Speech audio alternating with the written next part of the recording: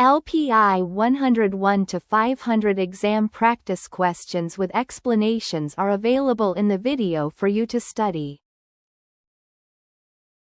Which system component is responsible for maintaining hardware-level configurations such as the sequence of bootable devices and the integrated clock settings? A. The Linux kernel. B. The CMOS, BIOS. C. The bootloader. D. The initramps. The answer is B. The basic input-output system, BIOS, or UEFI firmware is the first code executed by the CPU upon power on. It resides in non-volatile memory and stores essential hardware parameters that persist even when the operating system is not running. These parameters include the boot priority list, which determines where the system looks for an OS, and hardware clock settings. Unlike the kernel or bootloader, which are loaded from disk, the BIOS is part of the system's firmware. This ensures that the hardware is initialized before any high-level software takes control of the machine.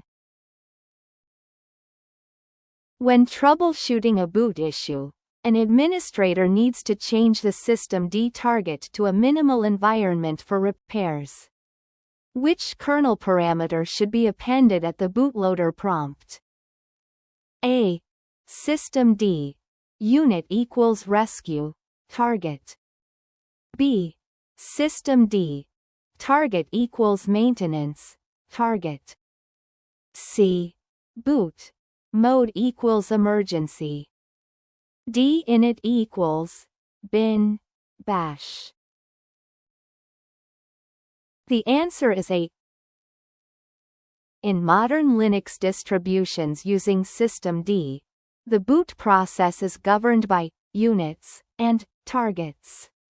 By passing the "system D" unit parameter to the kernel at boot time, an administrator can override the default multi-user or graphical target. Specifying "rescue" target directs the system to initialize only the most essential services and start a single user shell for maintenance. This is a standard procedure for fixing file system errors or configuration mistakes that prevent a normal boot. Other options like "init equals bin, bash" are more extreme and bypass the init system entirely, whereas "system D" unit allows for a managed recovery environment. Which virtual file within the proc directory provides a real-time list of the parameters and arguments that the bootloader transmitted to the kernel? A. Proc interrupts. B. Proc version. C. Proc CMD line. D. Proc arguments. The answer is C. The proc file system is a pseudo file system that acts as an interface to internal kernel data structures. The file proc CMD line specifically holds the exact string of options passed to the kernel during the boot process by loaders like grub. This is invaluable for verifying if specific flags, such as quiet or root equals uuid were applied. Because it is a virtual file, it does not occupy space on the physical disk and is generated on the fly by the kernel. Administrators frequently check this file to debug performance tuning or hardware driver issues. To reduce visual clutter during the startup process, which keyword should be added to the Linux kernel's boot command line? A. Silent. B. Verbose equals 0. C.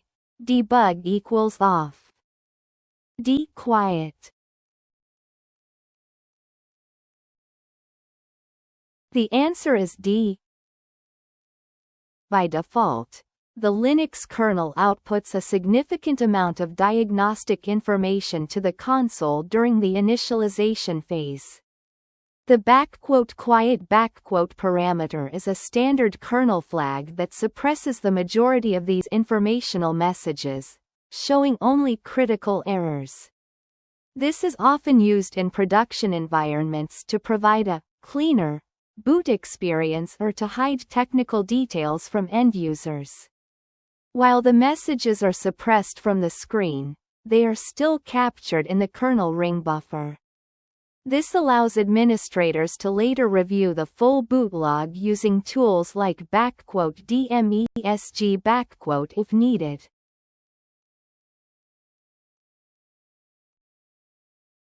In a system v-init environment, which run level is specifically designated to halt the system and should never be set as the default. A. Run level 0. B. Run level 1. C. Run level 3. D. Run level 5. The answer is A. System v-init uses numbered run levels to define the state of the machine and which services are active. Run level 0 is globally defined as the halt, or shutdown, state, where all processes are terminated and the hardware is powered down. If an administrator mistakenly sets the default run level to 0 in etc., initab the system will immediately shut down every time it attempts to boot. This creates a boot loop that can only be fixed by booting into a rescue mode from external media. Similarly, run level 6 is reserved for rebooting and must also be avoided as a default setting. Which environment variable is used to specify additional search paths for the dynamic linker to locate shared object, so, libraries? A. Path. BLD_library_path. C. lib_search_path. D. shared_lib_dir. The answer is B. When a program is executed, the dynamic linker, often ld.so, must find the shared libraries required by that application. The ld_library_path environment variable allows users to specify a colon-separated list of directories to be searched before the standard system locations like lib or usr lib . This is particularly useful for testing new versions of libraries or running software installed in non-standard locations without administrative privileges. However, overusing this variable can lead to security risks or dependency hell if incompatible versions are loaded. For permanent system-wide changes, administrators usually modify /etc/ld.so, conf and run ld config . A Debian-based system administrator wants to remove a package and also ensure that all its associated configuration files are deleted. Which command should be used? A. apt-get remove. B. dpkg delete. C. dpkg purge. D. apt-get clean. The answer is C. In the Debian package management system, there is a distinct difference between removing and purging a package. The remove action, or apt-get remove uninstalls the binaries and data files but leaves user-modified configuration files on the disk. The "purge" action, or "dpkg purge" goes a step further by removing everything associated with the package, including system configuration files. This is useful when an administrator wants a fresh start for a specific service or is decommissioning a tool permanently. It ensures that no residual settings interfere with future installations or waste disk space. In the HPE Cray-X architecture, what is the primary power conversion strategy used to efficiently manage high wattage components exceeding 500 W? A. Direct 12 volts DC distribution from the rack bottom. B. Conversion of three-phase AC to 380 volts DC. Then distribution to blades where it is stepped down to 48 volts DC. C. Direct three-phase AC delivery to individual compute blades. D. Utilization of a facility-wide 48 volts DC busbar system.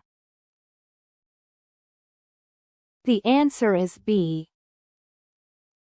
The HPE Cray-X system is designed for extreme-scale high-performance computing, HPC, where power density is a critical challenge. To minimize transmission losses and reduce the thickness of copper cabling, the system employs a multi-stage 600 distribution strategy. Incoming three-phase AC power, typically 480 volts or 400 volts, is first converted into 380 volts DC by high-efficiency rectifiers within the cabinet. This high-voltage DC is then distributed to the compute blades, where local DC to DC converters step it down to 48 volts DC for the components. This approach significantly improves overall energy efficiency and supports the massive power requirements of modern CPUs and GPUs. Which tool is recommended by HPE Best Practices for generating the Customer Intent Document, CID, to capture specific deployment requirements? A. HPE GreenLake Central. B. HPE OneView. C. OneConfig Advanced, OCA. D. HPE Cloud Physics. The answer is C. The Customer Intent Document, CID, is a vital piece of the deployment puzzle for HPE private cloud and enterprise solutions. It serves as a central repository for technical details such as IP addresses, VLAN IDs, and host naming conventions required for a successful setup. HPE recommends using the OneConfig Advanced, OCA, tool to generate and manage this documentation during the planning phase. By using OCA, architects can ensure that the configuration is validated against known support matrices before the hardware even arrives. This reduces the risk of manual entry errors and ensures that the installation team has a clear blueprint to follow. To ensure high availability for block workloads, which architectural feature of HPE Alletra Storage MP provides the 100% data availability guarantee? A. Disaggregated, scale-out architecture with independent compute and media. B. Active-passive failover between two monolithic controllers. C. RAID 0 striping combined with cloud-based backup. D. Synchronous replication to a secondary physical site only. The answer is A. The HPE Alletra Storage MP utilizes a modern disaggregated architecture that separates storage controllers, compute, from the storage media, JBOFs. This design allows the system to scale compute and capacity independently while providing multiple paths to the data. Because the architecture is inherently shared everything at the storage layer, any controller can access any piece of data, eliminating traditional single points of failure. This high level of redundancy and fault isolation is what enables HPE to offer its 100% availability guarantee for critical block storage workloads. It ensures that even during multiple component failures, data remains accessible to the applications.